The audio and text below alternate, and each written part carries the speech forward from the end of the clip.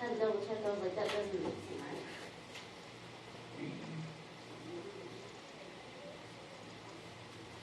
Kind of weird to have. All right, so finding the standard deviation, these are our two formulas. Again, if you look at the two formulas, they're the same with the exception of the fact that we have a mu and an x bar and a sigma and an s. And don't forget, with sample standard deviation, you have the adjustment for population, so you have degrees of freedom on the bottom. So this is the same table from just a minute ago. Oh man, we already cleared it out. But we already know our mean. What was our mean? 14.25. So I'm going to put that right here. 14.25. Go back to your stat list and put your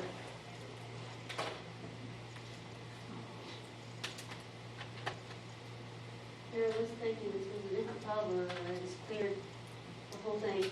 well, it is a different problem from the one we were doing a minute ago. Like I cleared out all of my lists, so now I have to retype all of that. Well, I cleared them out for the one before, so me too. But it's okay.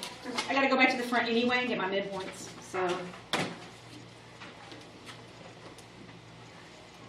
all right. Do I need my midpoints? Yes, I need my midpoints.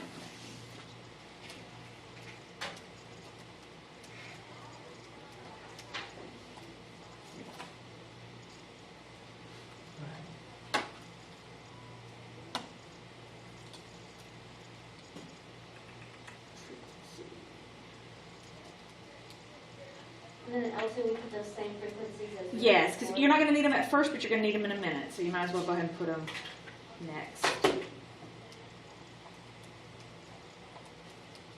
Because if we were doing this problem from beginning to end, you'd put them there so that you could find your mean.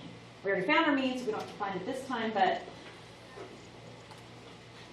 all right, so remember what you're doing when you do standard deviation. We're trying to figure out how far each data point is away from the mean. So my L3 is going to be list 1, those are my data points, minus the mean, which I found to be 14.25.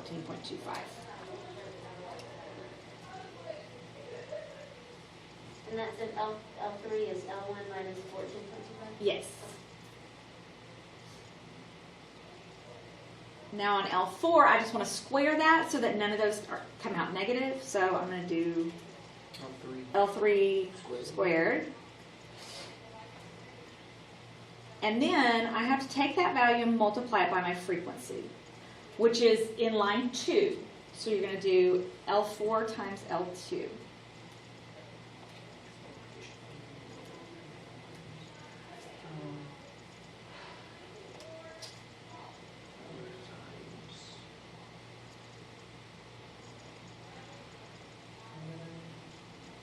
All right, so this is a sample, so we're going to use the sample standard deviation formula. So I need to go to my, so remember this means sum.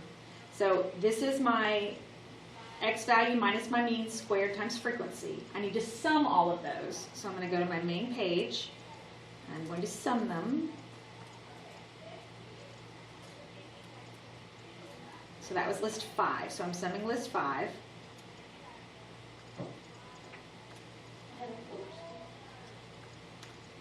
I need to divide that by the sum of my frequencies minus 1. So so you don't have to do this all in one step if you want to do them in separate steps. I'm going to do it all in one step, so I have to put parentheses because I need it to do the sum of my frequencies minus 1 before it divides. If I don't put parentheses, it's going to divide by the sum of my frequencies and then subtract 1, and I need it to do sum of my frequencies minus 1. So my frequencies were in list 2.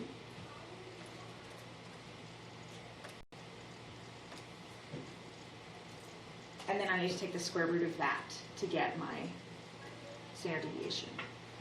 So sum of L2 minus 1 in parentheses? Mm-hmm. Okay, and then is that it? So this is my variance. So I don't know if it's going to ask me for variance in a minute, but this is my variance. So I'm just going to write it down while I'm here.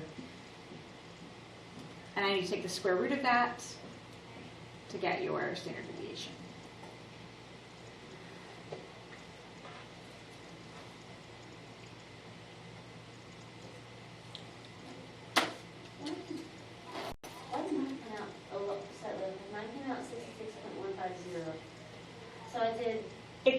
it could be that we typed something different. Like if we look at our list, I could have typed something wrong. Okay. That's not a very that's not a very big difference. So I would Right. say it's probably something. Probably. Or maybe I just entered in something a little differently looking than that. Probably. But it's fine. I mean, that's real close. So, all right. So that we just did, believe it or not, is the long way. In case you didn't know, you could do so. Right now, I'm gonna empty out everything but list 1 and list 2 because I don't need everything right now. All right. So what I have in list 1 and list 2 are the midpoints and the frequencies.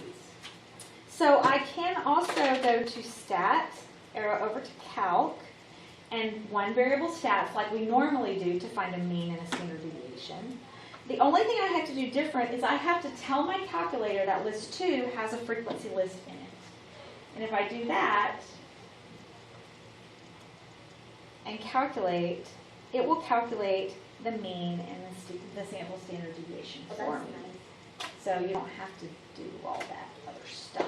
You just need to know what those steps are, but you can always just do it this way.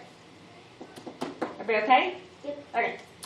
All right, so real quick, there's Chebyshev's theorem, and I'm sorry you can't really read this. It's really not all that important, with the exception of the last thing. So first of all, let me remind you of what Chebyshev's theorem is. Remember the empirical rule that we kind of went over the other day with our 68% of data, then 95% of data, then the 99.7% of data, only applies to normally distributed data sets. If it is not bell-shaped or approximately normal, you can't use empirical rule. Chebyshev's theorem applies to all data